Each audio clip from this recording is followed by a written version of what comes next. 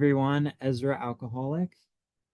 So grateful to be here. I love this meeting and what you all are doing here. Um, and yeah, I will.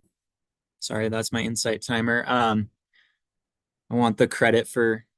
Uh, no, just kidding. There's like streaks on there for meditating. Anyway, I'm timing myself primarily. Um, so my sobriety date is February 17th, 2016. I have a sponsor. My home group is Men's Acceptance in Littleton, Colorado. There is a Zoom option.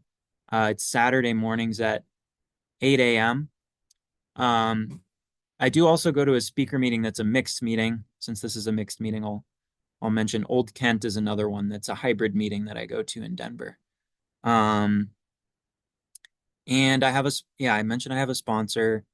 I sponsor other guys, and I have a service sponsor. And yeah, so a little bit about like where I came from. Um, I grew up in Montana. Um, I I didn't really know much about alcoholism. I don't have that I know of many alcoholics in my family. But there were kind of like these little hints that I can look back on. My mom used to clean these dentist's offices, and I once just took a random pill, and then I lied and said I thought it was a Skittle. I got really sick. It wasn't a pill you can get high off of, but like something in my brain just flipped when I saw it. And then I had this like, I think it was strep throat, and I had this throat spray. This was like third grade, and I pretty much used the whole bottle, just sprayed the spray all day until the teachers were calling my parents like, "Hey, he's causing problems in class. What's going on?" Um, so yeah, I had like what I can look back now and on and say is like, I guess an allergy in that sense of like, I kind of knew that certain things could make me feel different. Whether it was attention, which I loved to convince myself I didn't want attention, but then I sought it out.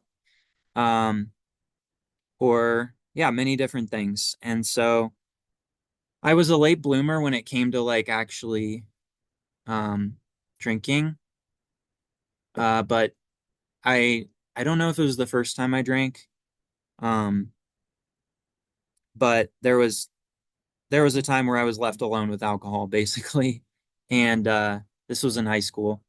And yeah, I just decided to mix a drink for myself and was watching a movie and it was nice. And then I decided like I would just kind of experiment with everything they had in the liquor cabinet. So I like switched to another form of liquor and blacked out and yeah, I loved it. We drink because we like how it makes us feel, right? And so that was there from the start. I mentioned other things like I got really into pills, I got really into smoking weed every day, and I almost dropped out of high school, but thankfully I had my sister who was the one who ended up telling me about AA was the one who also convinced me to finish high school. Um, but yeah, I without knowing it, I was arranging my life uh in a certain way to be able to use and drink in the way I wanted to. I went to community college and but I started to get miserable. There were some consequences. Um I had a really bad DUI. Again in a conversation with my sister. Um I ended up saying something that was pretty striking to me later on, not in the moment, but I said, this is the only way I can be normal.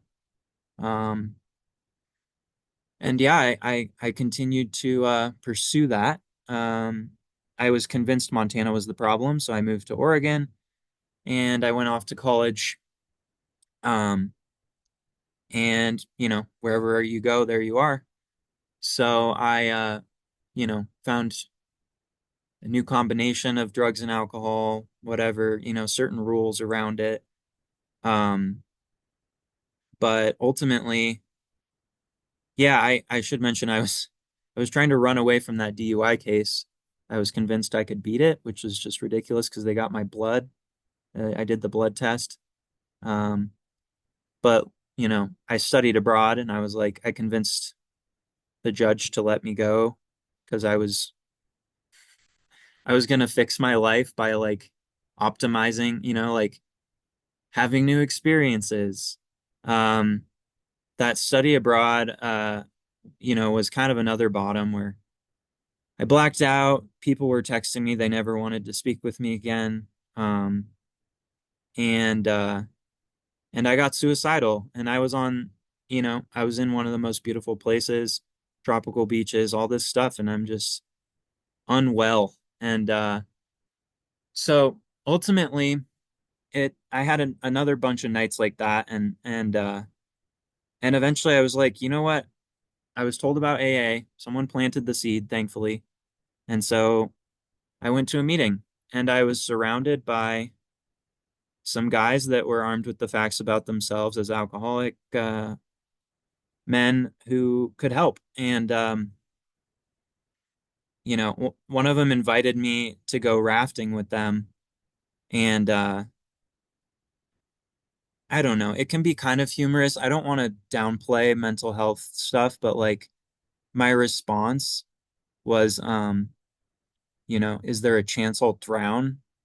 Because I was that like suicidal, and like it was just like it was a ridiculous anyway. So that I was tricked into fellowship many times. I didn't want to do it. I continued to hang out, get in the car, all that stuff. Go to conferences. Um, and I got a service commitment. I did not follow through with my first service commitment. Um, but I think over time I learned like just by osmosis like how to live. Uh I saw people showing up in their program and in their lives and in their family, and I didn't know how to do that. And so I followed what my sponsor said, and he said to like be honest, which was a big hurdle. Because I was lying to myself, right? I also didn't think I was powerless at the beginning. I thought that alcohol made me powerful, which is just ridiculous because I was obviously surrendering a lot of things. Um, my actions, yeah, so like, but over time, just by continuing to show up, I did learn, uh, myself. I learned who I was really. Like, I did a fourth step. I saw that I harbored resentments toward every single person I had interacted with, which that might not be your story, but for me, like, um, my sponsor was like falling asleep by the time I was done with it because it was just this droning victim story of like, oh, this person won't be friends with me. This person won't do this. This person won't do that. And it just became this like, um, yeah, just this like story that was driving, my like it was driving the restlessness, irritable, and discontent. And if I kept holding on to those beliefs about myself and the world, like I wasn't gonna recover. So, um, he taught me to pray. Um, you know, I like someone said it in a meeting and I found it interesting. Like a defining feature of me was like some of these resentments, like the one toward my dad. Um, and so I prayed for him and I got the chance to make an amends to him and my stepmom. And, um, just by continuing I keep saying show up, but like putting one foot in front of the other and just saying yes to the program and the suggestions. And, eventually I got to this point where, um, I'm owning up to stuff. um, to other people, which was like probably one of my biggest fears. Uh, I thought I can control how everyone saw me, and still be happy and that just wasn't the case. I was suffering from a spiritual malady, which, you know, the steps guide me to like this psychic change where um what I like in the ninth step promises is like my whole attitude and outlook on life changes, you know. It's not even that anything needs to be a specific way. It's like no matter how things are, I can learn to like be there for it, if I'm in a job I don't like, if I'm um going through health stuff, financial stuff. Um, this program shows me to like turn my thoughts from how I'm being impacted to how I can be useful. Um, and yeah, I mean, I think there's, the longer you're around, like it becomes like a direct uh correlation too, like for me, where the exact challenges I face are like the exact ways I'm useful. And that's where I like really experience God in my life. Um, I don't know. I think I forgot to mention like I went into a psych ward at one point. Um, and yeah, it was weird. It was like I that specific episode of um of extreme depression like went away immediately when I went in there. Um, and then I had another experience where I drank again. And I don't know, these started to be so all the things that happened to me, I had this narrative that I was unique and everything. And then like, I don't know, the longer I've been around, that's not the case anymore. Like I drank for one night and then came back in and I was like,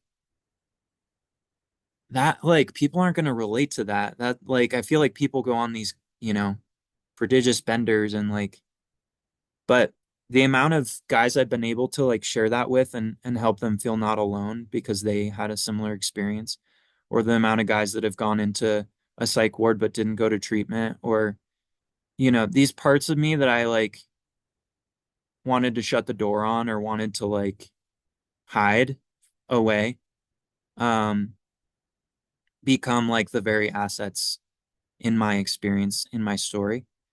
And so, and yeah, like even the YPAA stuff, I felt you know, alone and whatever, and was at a conference at one point and was basically like borderline panic, like social anxiety situation. And I got brought into like a service thing, like, hey, why don't you high five people who are coming in the door? Just the exact opposite of what I wanted to do. And and that was like a real turning point for me where it's like I can act my way into right thinking. Uh I had heard that a lot, but yeah, and now yeah, I get to bring other people in and help them volunteer. So um so I was just reading this with somebody. Um on page 98, it says, burn the idea into the consciousness of every man, every person, right? That they can get well regardless of anyone. The only condition is that they trust in God and clean house. Then you go forward one more page. When we look back, or two more pages, when we look back, we realize that the things which came to us when we put ourselves in God's hands were better than anything we could have planned. Follow the dictates of a higher power, and you will presently live in a new and wonderful world, no matter what your present circumstances. Um, yeah, I mean, for the people that are new, like this program works if you work it, and yeah, my life has grown and blossomed in ways I couldn't have ever imagined. Um, and I just stayed willing and tried to trust, in a higher power, and that came through, other people. I get vulnerable. I say, "Hey, I don't know what I'm doing. I'm scared." And people say, "This is what worked for me." And God speaks through that. And so I don't know. I guess with the reading, or like, I didn't have a specific topic, but um, if there are certain things that maybe you've seen and you've found in yourself, whether that's in inventory or um like different experiences, and how you've seen those become useful. Um, yeah, thanks for having me. Look forward to hearing some shares.